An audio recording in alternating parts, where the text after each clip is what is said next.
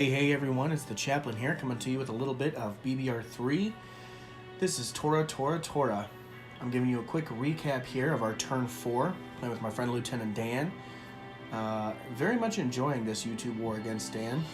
He's a quality player and a quality guy, and so this is just, this is a really good opportunity for me and for him as well to practice and get more prepared for the upcoming tournament, and we're just having a great time.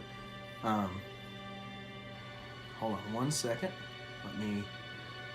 Okay, here we go. So, I'm not expecting people to hop on, but if they do, cool. If you do hop on, though, say hi or something, let me know. I've got my comments up so I can see.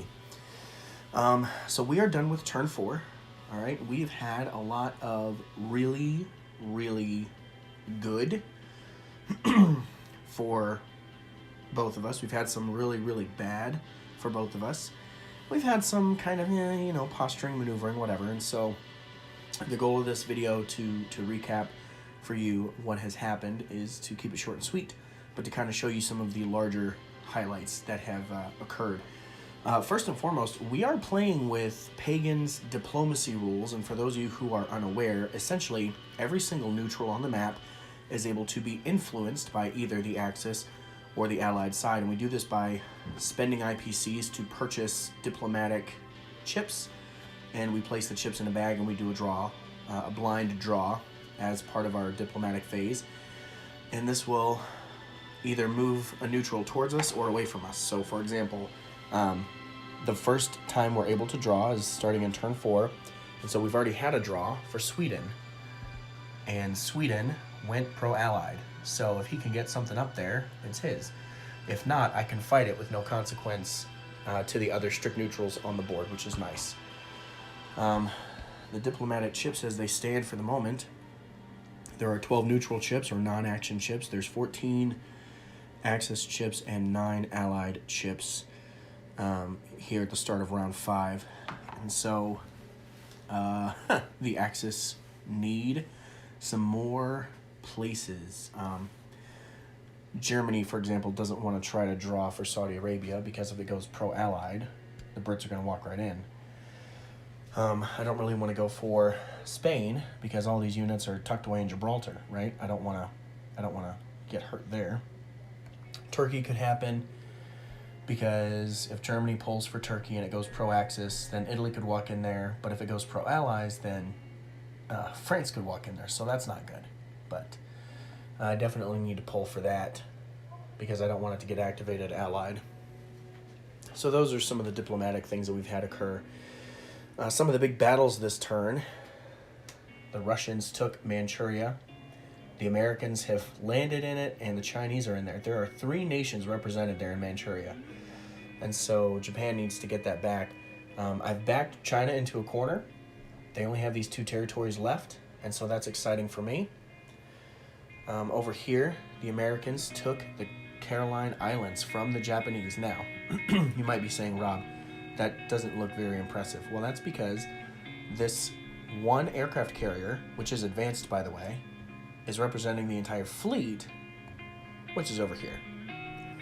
So he's got a bunch of destroyers, a couple subs, battleship, obviously, and another fully loaded tri-carrier. The Anzac have done a good job dispelling some of the Japanese Navy. Up here in Season 16, I didn't mark it, but I did lose 3 destroyers up there, so that was a lot of fun. The Japanese fleet took Malaya, Java, see I've got all the Money Islands, the Philippines, I've even got Guam up there, which is nice. And that one cruiser represents my fleet, which is here. The Brits are just kind of stacking. He doesn't have any way to build on these units now, though, because London has fallen. I did my first ever successful Operation Sea Lion type attack, and not to brag, obviously, but I am excited about it. It's the first one that I've ever completed, the first one that really I've ever attempted. I'm I've never claimed to be a good player as far as Germany's concerned, but I was able to pull this off, which is very exciting. And I took it with a couple planes and 6 heavy tanks left, so that was pretty good. I'm excited about that. Just a lot of posturing here from the Allies now. 4 transports down here in Gibraltar with all these units, but we're starting to restock Europe. The Germans did lose a gigantic stack right here. That was my 100% my boneheadedness in advancing the Eastern Front. I placed everything I had there in Western Ukraine and absolutely got eviscerated, honestly, is the best way to put it. Lieutenant Dan's Russians have advanced artillery, self-propelled artillery, whatever. So they were able to move in a ton of artillery to support the ton of infantry and just destroyed my stack of 20-something units. I'm not even kidding. I had 20-something infantry in there. Stupid amounts of infantry. And so now the Germans have their work cut out for them, keeping the Russians out of all of this unoccupied space. But anyway, that is most of what happened here in turn 4. And we are going to move into turn 5. Germany is up first. And they had $71 to spend. Yep, that's 71 plus the 36 they got from the Brits. So, there we go. That's the end of round 4. I'm the chaplain. I'll be praying for you.